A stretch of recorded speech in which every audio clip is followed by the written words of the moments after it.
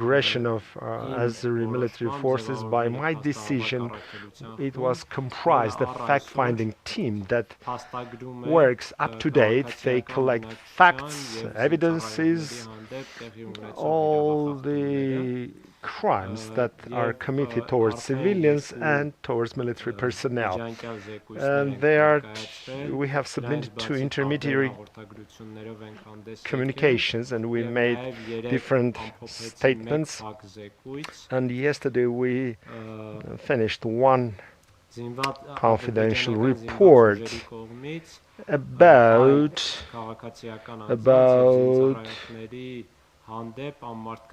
the inhumane attitude that was performed by the Azeri military force towards civilians and military personnel of Armenia. Why it is kind of closed type report? Because there are like horrible photos and other materials there. I have done everything in order not to allow the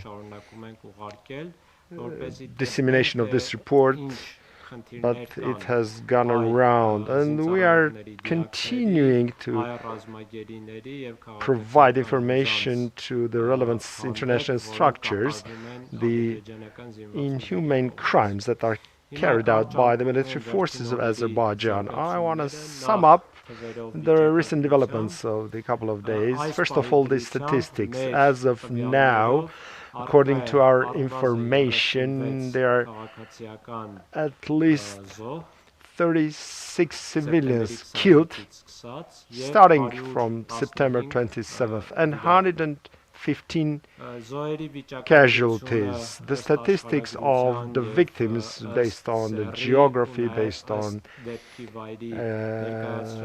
sex, and based on the location, so we have shown them on different slides. I would like to underline a couple of circumstances that from 20 out of 36 were killed in their own homes, which means that it was a result of unexpected strike, and it was intentional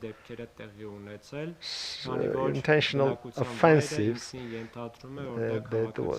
they struck to the residential quarters. And as a result, as you know, they use super precise missiles and drones, military drones, combat drones, and with their support it is possible to see which kind of targets are you hitting. That means the possibility of a mistake in practice is very, very low. Based on this and based on other facts, so we assume that in many cases, so it was intentionally, they intentionally hit the civilian population. And if we are look at the sex-based breakdown, 8 out of 36 are women, 28 are men.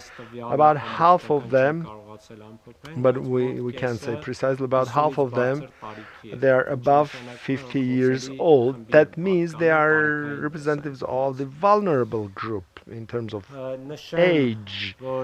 So, worth mentioning that we have a similar picture in case of casualties. About half of the casualties, they were hit in their homes, and after that, in other public places, in their workplaces, or while during their movement towards shelters. And out of 115 injured, 95 of them are seriously injured, and 20 of them are lightly injured. Now, this 95, 18 are women, 77 are men. Again, in a lot of cases, it's very obvious that the strikes were intentionally done towards civilians. In some cases, they made no difference while striking, and two of them, according to international law, they are heavy war crimes. Let's speak about material losses. As you know, starting from 27th of September, they targeted widely. They targeted many settlements. We counted 130 settlements that were hit, and they are located in different geographical localities from south to north, and they vary from the next to border settlements to the settlements that are far behind the front line. And about 7,800 real estate was damaged. Particularly, these are private real estates, houses, apartments, shops. 1,310 infrastructure objects were damaged of public importance, objects of public importance, and more than 720 cars were hit. I would like to give you some details about the infrastructure. Out of this 1,310, there are like electric grid objects, substations, plants, networks. The same is in the field of telecommunication, gas supply network, water network, as well as the roads and bridges. In this figure, we have numerous public buildings, in particular schools, kindergartens, hospitals, centers of culture, and centers of religious centers like churches and monasteries. You are aware that the Gaziantep Cathedral in Shushi, it was hit.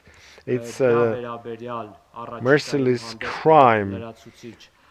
It was hit, and then in upcoming future I'll make a special report on this, and we are now finishing the report, and you'll be aware of this report. And in addition to this, in this 1,310 we have industrial facilities, in particular the factories, industrial manufacturing factories.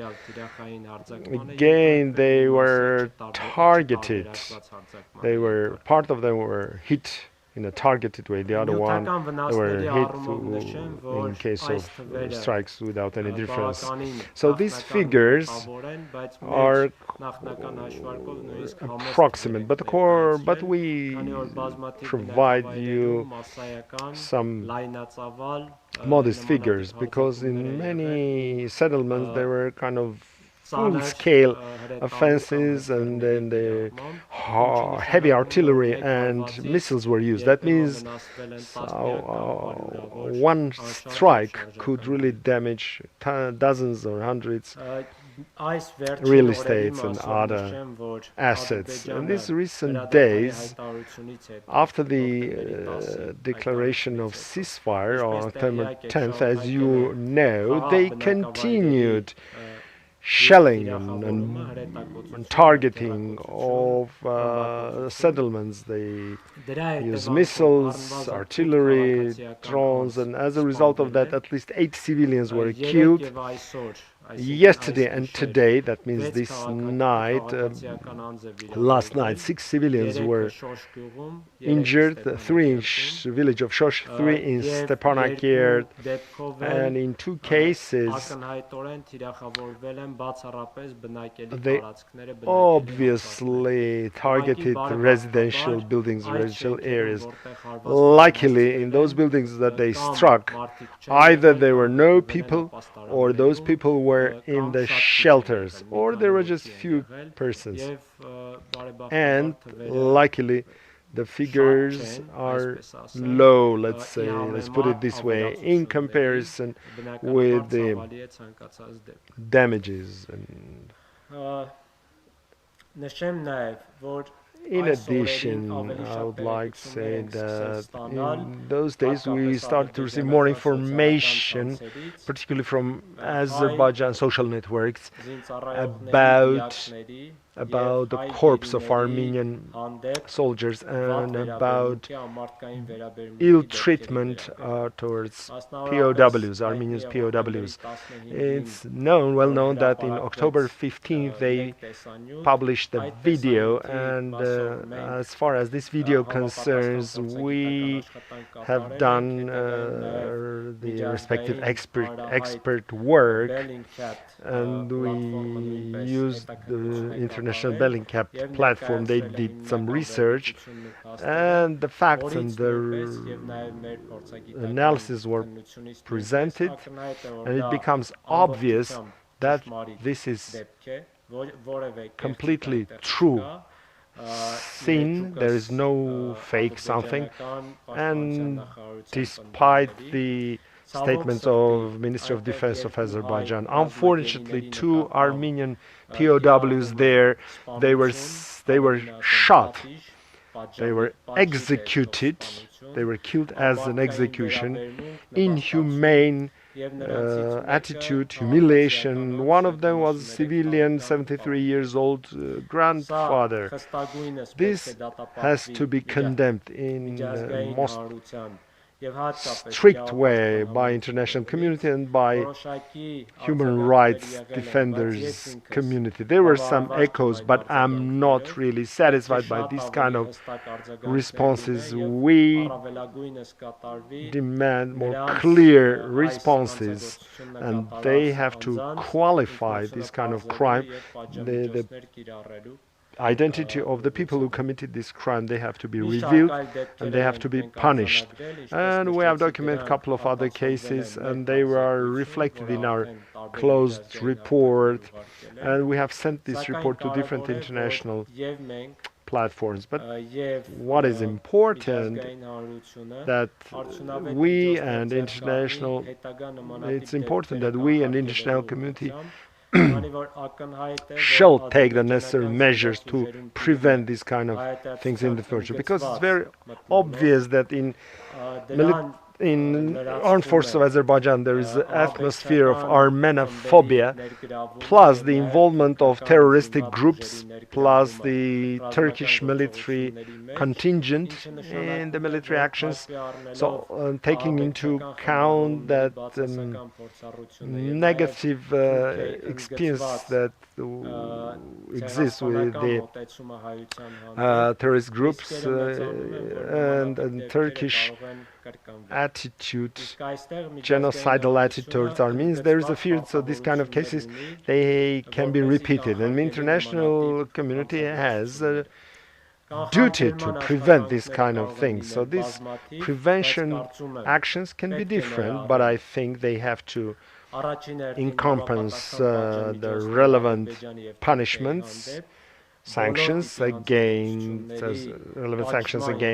Turkey and Azerbaijan for prevention of all kind of crimes. And there are a lot of evidences that these crimes, they are done in a mass way towards the civilians and military servicemen. The second, as soon as possible, the human rights activists, they have to visit the site.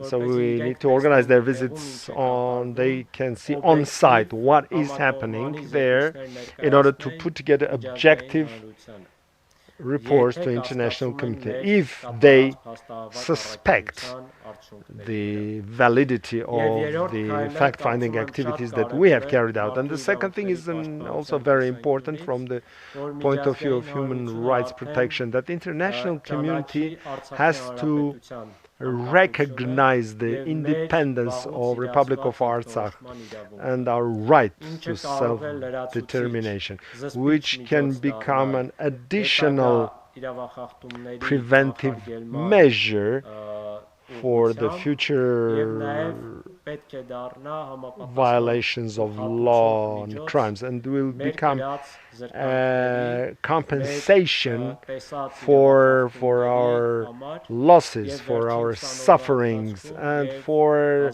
during these last 20 days and during the last 30 more years since 1988 and during the four-day war in 2016. And now I would like to talk about one more thing. This is the humanitarian disaster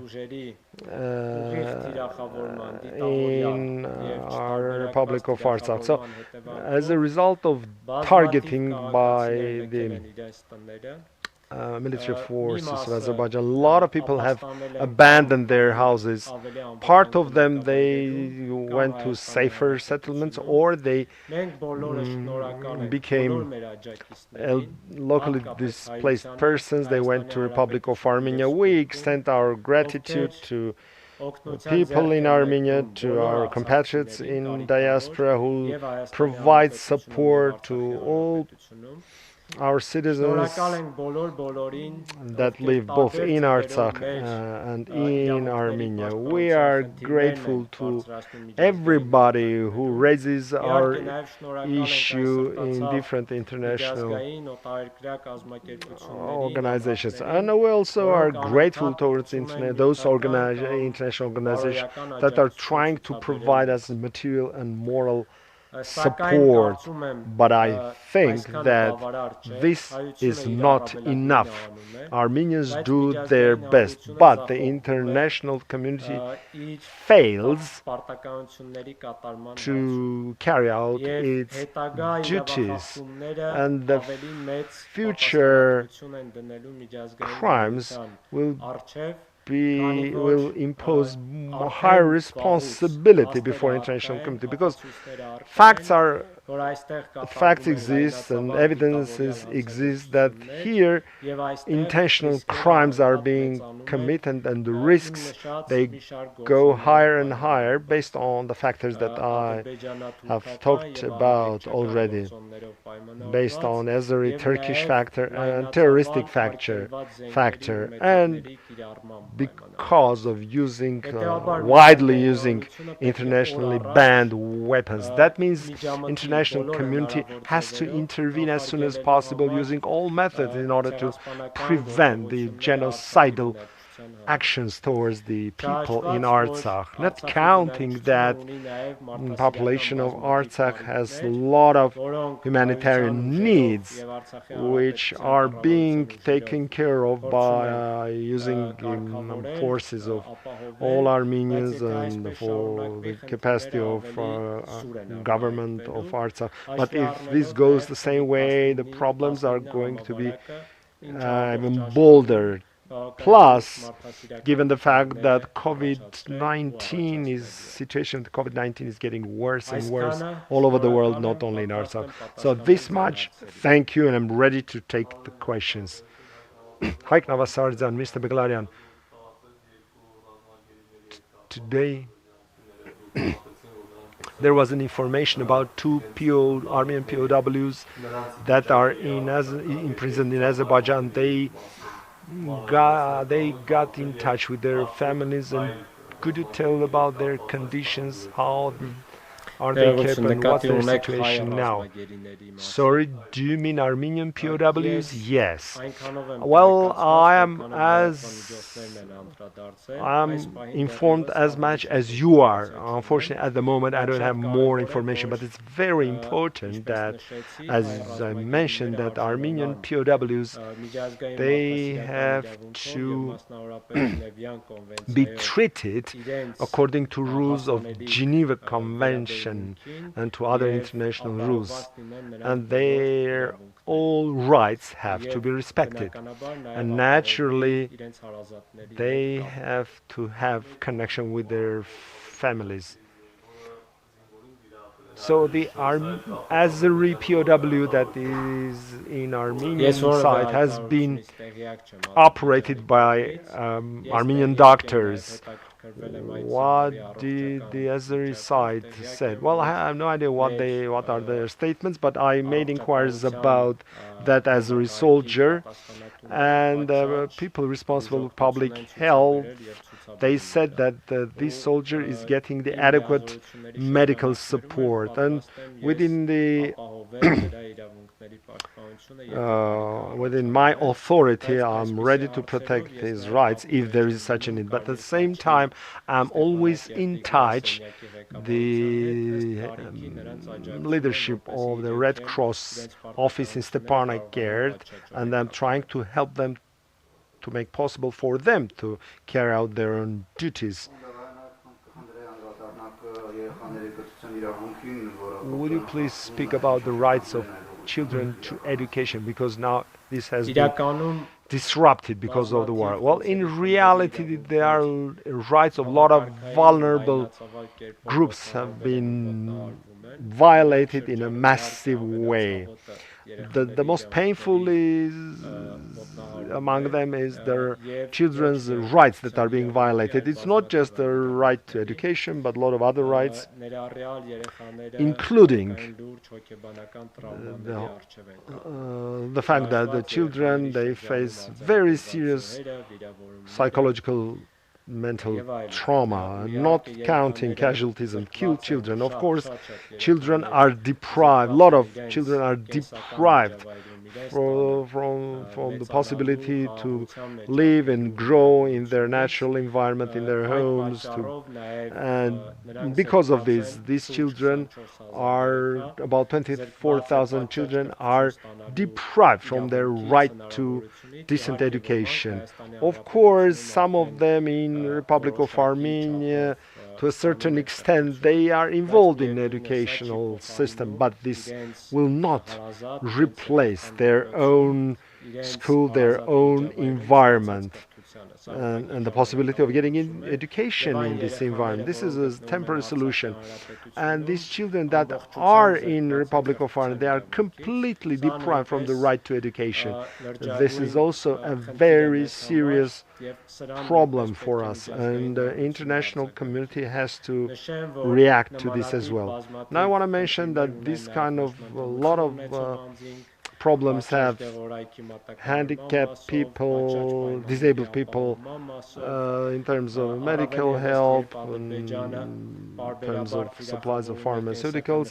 Plus, Azerbaijan always targets the vital objects of infrastructure, and certain parts of populations they are getting cut off from the vital services.